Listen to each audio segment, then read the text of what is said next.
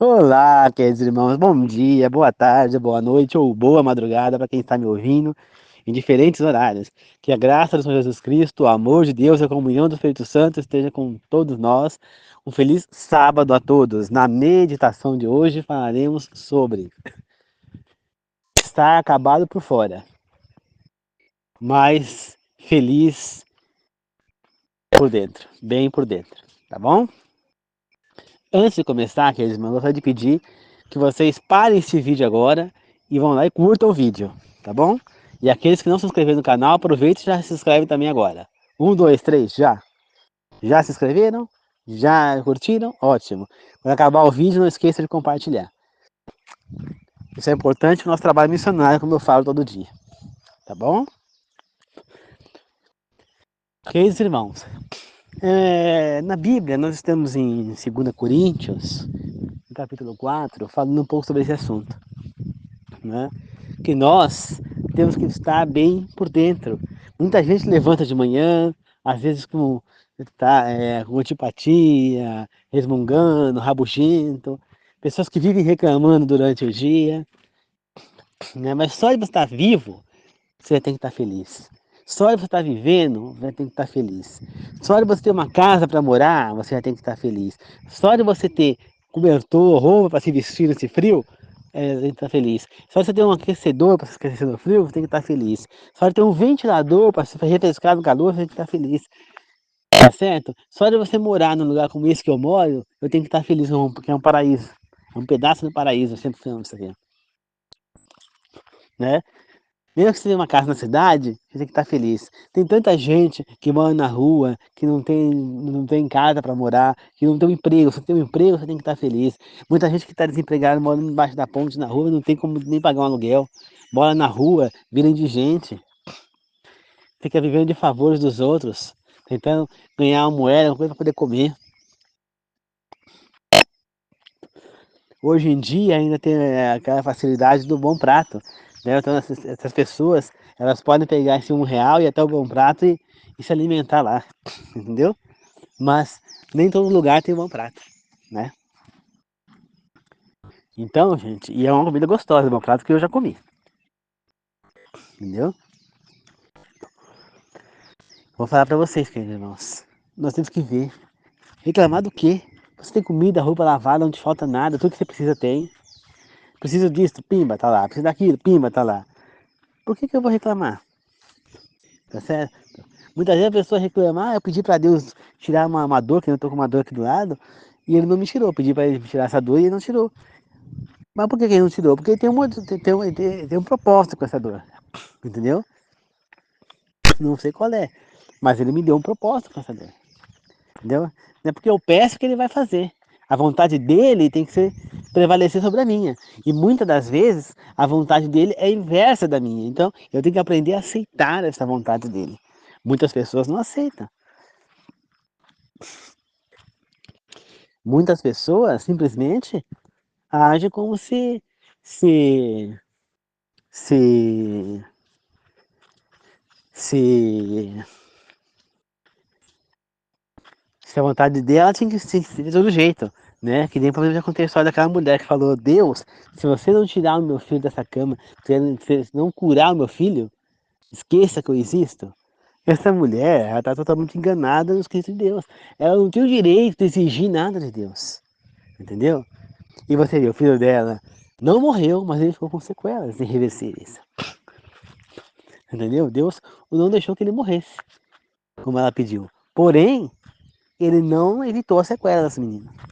E ela teve que sofrer cuidando desse menino. Depois ela veio a falecer. E a irmã desse menino que vem cuidando dele hoje em dia, sofrendo. As consequências foram uma atitude egoísta da mãe, né? Prepotente da mãe. Entendeu? Não era mais fácil o rapaz ter ido? Que nem, por exemplo, a gente vê aí aquele comediante que faz acidente de carro, Shaolin, ficou um tempão na cama lá, só mexendo os olhos. Isso é vida para uma pessoa, não é só você ter morrido no acidente, né? Muito melhor do que para estar sofrendo dessa maneira. Não tem nada pior do que você não poder fazer as suas necessidades, fazer as suas coisas. Já pensou? Você está preso numa cama sem poder se mexer, tem que fazer necessidade na cama. Isso é horrível. É horrível. E eu nunca passei por isso. Mas é horrível, gente. Eu não consigo nem imaginar uma situação dessa. Mas eu já vi minha mãe passando. Quando ela quebrou o fio, teve que ficar 2 meses sem sair da cama. 2 meses. Para ela foi uma eternidade. Entendeu? Quanto tempo sem poder usar um banheiro, tem que fazer toda necessidade na cama. É difícil, porque o organismo ele precisa de uma posição correta para evacuar. Então, deitado não é a posição, ela não podia nem sentar. Então, imagina a situação de uma pessoa desse tipo. Não é fácil, gente. E a gente reclamando da nossa vida. Pessoas que têm que pegar ônibus todo dia, sair de casa e levar uma pessoa na CD, levar a pessoa para fazer tratamento, e você aí com as pessoas tadinhas em casa vivendo reclamando, não aceitando a sua vida. Tá? Então nós precisamos sim do descanso. Nós precisamos estar bem, mas nós precisamos entender que por mais que nosso corpo esteja cansado, abalado, o nosso psicológico tem que estar em pé. Porque nós não temos motivo para enfraquecer. Que nem o pastor da minha igreja hoje. Ele esteve lá, hoje, né? Que hoje é o aniversário da minha igreja aqui, fazendo 3 anos. Ele contou que ele estava exausto, né? Porque ele teve que buscar não sei quem na rodoviária lá em São Paulo. Aí chega em casa, os filhos dele queriam brincar de mímica e ele não pôde dormir direito. A noite anterior também não pôde dormir direito, porque ele teve coisa para fazer. E aí aconteceu que hoje ele tinha que levantar cedo para ir na igreja. E ele foi, mesmo a vontade dele era continuar dormindo, ele estava cansado. Mas ele foi, estava lá todo meio capenga, como ele falou, né? Acabado, ele usou a palavra acabada ainda. Né? Mas ele estava lá, pregando, fazendo a vontade de Deus, né? Porque a vida é assim, queridos irmãos. Nós temos que fazer a vontade dele, que nem minha vontade hoje é estar na minha cama dormindo. E eu levantei cedo e falei, não, eu vou para a igreja. É a minha vontade para a igreja? Não, mas é a vontade de Deus que eu vá. Entendeu? Minha vontade seria o quê? Ir num restaurante comer um prato de feijoada. Mas essa é a vontade de Deus? Não, então para mim não serve. Se Deus não quer que eu faça, eu não vou fazer. Né? Pessoas que falam, eu não consigo parar de comer carne de porco. Consegue sim. Se eu conseguir, eu amava feijoada, amava torresmo, bacon, calabresa, linguiça calabresa, linguiça toscana, tudo eu comia, tudo pernil. Eu sempre gostei de carne de porco, linguiça, paio, língua de porco. Eu amava tudo isso. Mas Deus não aprova o consumo disso. Ele rejeita, ele abomina o consumo dessas coisas. Ela é impura para nós seres humanos. Então, eu aceito a vontade de Deus e não consumo. Simples. A minha vontade não vale nada. Só que para a maioria das pessoas, a vontade própria vale mais do que a de Deus. E esse é um problema. Porque essas pessoas, elas não se voltam para Deus. Né? Essas pessoas não, por quê? Porque elas não conhecem a Deus. Então elas não confiam, elas não entendem a Deus. Porque ele é só ela já ouviu falar, né? Mas ela não tem uma relação com Deus, não são amigos, não são íntimas, é só um conhecido de boca de ouvir falar. Você entendeu? Então nós precisamos aprender a conhecer a Deus, a ser íntimo de Deus, né? Você vê que Tomé, por exemplo, mesmo sendo íntimo de Jesus, ali convivendo com Jesus, e tudo que Jesus falou para ele, os apóstolos, né, e para todo mundo, e falam para ele que Jesus ressuscitou e ele não acredita, ele falou que só acreditaria se ele pudesse ver Jesus, tocar nas feridas de Jesus e ver que era ele mesmo, que em carne e osso. E ele pegou então, Jesus apareceu lá, ele tocou nas feridas, então viu que era Jesus e ajudou mestre, que não sei o quê. Aí Jesus disse o quê? Feliz daquele que acredita sem ver. Entendeu? Porque Tomé precisou ver. Agora, por exemplo, a mulher samaritana, ela viu algum feito de Jesus? Ela viu Jesus falar alguma coisa? Não. Ela teve um diálogo com Jesus ali de 5 minutos, no máximo. E aí o que aconteceu? Após o diálogo dela com Jesus, o que aconteceu?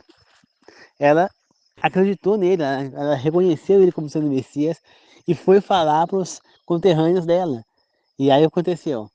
Eles foram até lá, ouviram Jesus falar e convidaram ele para a cidade. Ficaram lá uns dias com Jesus na cidade, se converteram e viram que de fato aquele homem era Messias. Eles falaram, Nós acreditamos que é o Messias, primeiro porque você falou, mas agora não é porque você falou, é porque nós vimos quem ele é, porque nós o conhecemos.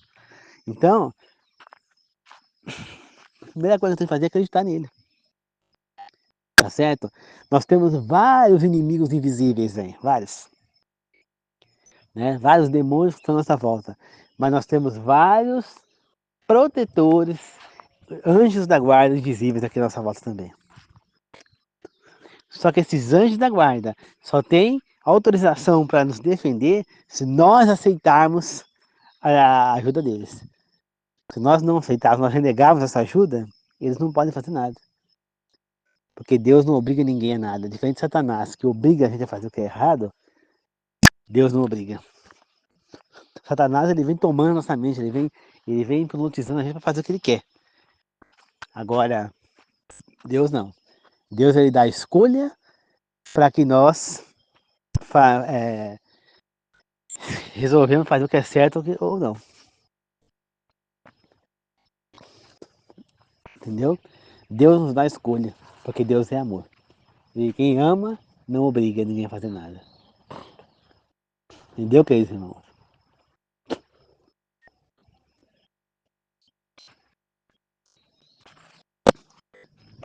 Deus não obriga ninguém a nada. Tá certo, queridos irmãos? Então, nós temos que tomar cuidado com os inimigos que estão à nossa volta. Nós temos que entender que nós precisamos acreditar nele. Tá certo? Nós temos que acreditar quem é Jesus. Ele respeitou a todos. Você vê que quando Maria, a irmã de Lázaro, ela unge Jesus com aquele bálsamo, o que Judas faz? Muitos dos apóstolos, com certeza, não aceitaram também aquilo, acharam errado o que ela fez. Mas Judas foi quem falou. Por que esse bálsamo não foi vendido? Ele vale pelo menos 300 moedas de prata e esse dinheiro é dividido entre os pobres. E Jesus respondeu, os pobres vão estar sempre aí. Agora eu nem sempre vou estar com vocês. Aí. Quer dizer, ele ia voltar para o céu. Então, ela usou no mestre naquele momento certo, né? Criticando a atitude de Judas, que era um ambicioso, um ladrão, né? Ele queria por quê? Porque ele sabia que se vendesse aquele coisa, parte daquele dinheiro ele ia roubar para ele. Ele não ia dar para os pobres. Como ele fez com muitas dos dinheiros que entrava lá para Jesus, né? Pois ele era o tesoureiro, né? E uma curiosidade é que Jesus escolheu os 11 apóstolos, mas o 12º ele não escolheu, que foi Judas. Ele não escolheu Judas. Judas se convidou para ficar com Jesus. Jesus aceitou. Mas ele nunca enganou Jesus. Jesus sabia quem era Judas, que ele era um diabo, que ele era um lobo em pé de cordeiro, sabia que ele era um hipócrita, né? Sabia muito bem quem ele era. Mas por que então que Jesus o aceitou? Porque Jesus queria ensinar a Judas, ele queria tentar salvar Judas, queria apresentar a verdade a Judas. Compreendem, queridos irmãos? Então, ele queria salvar Judas. Infelizmente ele não conseguiu, mas ele tentou de todo jeito. Ah, mas se Jesus sabia que Judas ia ser o traidor, era só ele não ter escolhido, não aceitado Judas, que ele não teria sido traído, e não teria morrido crucificado. Sim, mas a profecia dizia que o Messias deveria ser sacrificado. Aquilo precisava ser consumado. Se não fosse com Judas, seria com outro. Mas alguém tinha que trair Jesus. Mas não é porque Judas traiu Jesus que ele tinha que ser condenado. Não. Ele poderia ter se arrependido e ser perdoado por Jesus Cristo. Era essa, no fundo, o que Jesus queria. Ele queria trazer Judas para a salvação. Ele trairia Jesus, mas ele se arrependeria. E Jesus Cristo o salvaria, o perdoaria. Coisa que Judas, infelizmente, não fez. Né? Pedro se arrependeu de renegar Jesus 3 vezes, mas Judas não. Entendeu, queridos irmãos? Então, nós precisamos entender que Jesus sempre sabe de tudo. Ele sempre soube quem era Judas, mas ele tentou ajudá-lo. Então, cabe a nós também ajudar nossos semelhantes. E Jesus nunca apareceu para ninguém com cara feia, com cara amarrada, não, ele estava sempre com um sorriso no rosto, sempre demonstrando amor na sua face. E é exatamente essas atitudes que nós devemos ter. Tá? E lembrar sempre, como disse o apóstolo Paulo em Gálatas, está escrito que eu não vivo mais, Cristo vive em mim. Né? Então, nós temos que deixar de viver para que Cristo viva em nós. Não é a nossa vontade que tem que prevalecer, mas sim a de Cristo. Tá bom, queridos irmãos? Então é isso. Que Deus possa abençoar todos nós, tá certo? Que possamos ter um bom fim de sábado, que Deus abençoe a todos e que possamos sempre estar na presença do Senhor, porque Ele não é pai, não é padrasto, tá certo? Nós todos temos que amar sempre a Deus e fazer o que é certo, e sempre com um sorriso no rosto, sempre evitando reclamar, porque a reclamação é o contrário da gratidão. Reclamar. Então a palavra clamar significa pedir. Você clama a Deus, está pedindo algo a Deus. E reclamar significa pedir mais de uma vez. O quê? Você está reclamando, você está pedindo mais de uma vez que aquilo aconteça. Entendeu? A reclamação nunca vem de Deus.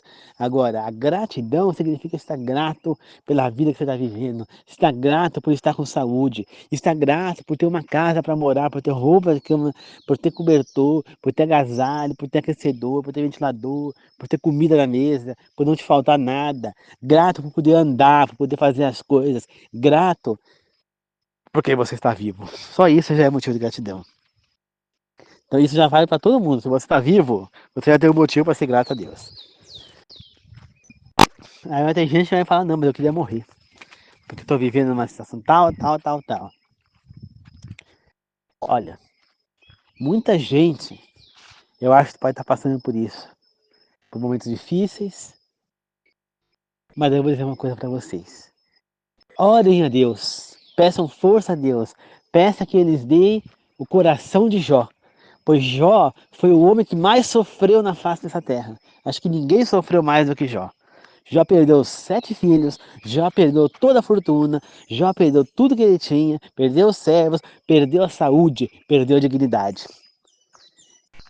E mesmo assim o coração dele ficou com Jesus. Em nenhum momento ele desejou a morte. Em nenhum momento ele rejeitou a Deus. Em nenhum momento. Sabe por quê? Porque Jó era fiel a Deus. Porque ele sabia quem era o Deus que ele seguia. E ele sabia que Deus era o lugar. Se tudo estava acontecendo com ele é porque Deus permitiu que acontecesse. Ele continuou firme e fiel a Deus e foi recompensado por Deus. Então, se você está passando por um momento difícil, saiba que Deus pode te reparar. Pois Deus reparou a saúde de Jó. Pois Deus devolveu em dobro a riqueza de Jó. Pois Deus devolveu os filhos em dobro para Jó. Ele teve mais de 14 filhos, se não me engano. Jó ficou 30 anos doente, Deus deu mais 60 anos de vida para Jó, além do que ele já ia viver. Ele foi totalmente. Por quê? Porque ele se manteve fiel. Deus jamais deixa o justo mendigar à toa. Deus jamais vai te deixar desamparado se você acreditar e ser fiel a Ele. Se volta para Ele, ora para Ele, se entrega a Ele. Porque se o momento difícil está passando, vai melhorar. Não queira tirar a sua vida, porque é muito triste isso. Tá? A vida é o bem mais precioso que nós temos.